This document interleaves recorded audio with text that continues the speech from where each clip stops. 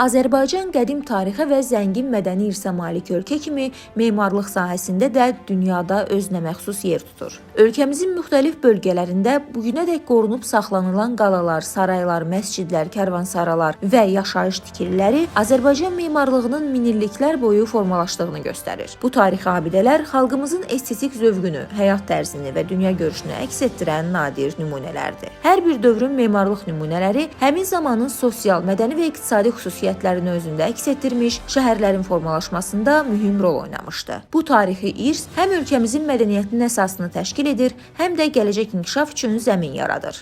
Məlum olduğu kimi 2026-cı il Prezident İlham Əliyevin müvafiq sərəncamı ilə şəhərsalma və memarlıq ili elan edilmişdi. Bu qərar ölkədə şəhər mühitinin daha planlı, estetik və müasir prinsiplər əsasında inkişaf etdirilməsinə verilən xüsusi önəmin göstəricisidir. Son illər Azərbaycanda aparılan geniş miqyaslı quruculuq işləri nəticəsində şəhər və kəndlər müasir standartlara uyğun şəkildə yenilənir. Bakıda, regionlarda, ən ucqar yaşayış məntəqələrində, eləcə də işğaldan azad edilmiş ərazilərdə tətbiq olunan layihələr sübut edir ki, şəhərsalma artıq yalnız infrastruktur məsələsi deyil, eyni zamanda insanların rifahını artıran, estetik görünüş yaradan və milli kimliyi əks etdirən sahəyə çevrilib. Qarabağ və Şərqi Zəngəzur iqtisadi rayonlarında ağıllı şəhər və ağıllı kənd konsepsiyaları əsasında həyata keçirilən layihələr müasir şəhərsalmada texnologiyaların tətbiqinin bariz nümunəsidir. Bu ərazilərdə yeni şəhər və kəndlərin yaradılması və tarixi abidələrin bərpası Azərbaycanın davamlı inkişafını əks etdirir. Şəhərsalma və memarlıq ili çərçivəsində memarlıq irsinin qorunması, eyni zamanda beynəlxalq təcrübənin öyrənilməsi və tətbiqi xüsusi önəm daşıyır. Bu baxımdan cari il Azərbaycanda keçiriləcək BMT-nin Ümumdünya Şəhərsalma Forumu ölkəmiz üçün xüsusi əhəmiyyət kəsb edir. Forumun Azərbaycanda təşkili ölkəmizin qlobal şəhərsalma müzakirələrində fəal rol oynadığını nümayiş etdirir və Qarabağda aparılan yenidən qurma işlərini beynəlxalq ekspertlərin diqqətinə təqdim etmək üçün geniş imkanlar yaradır.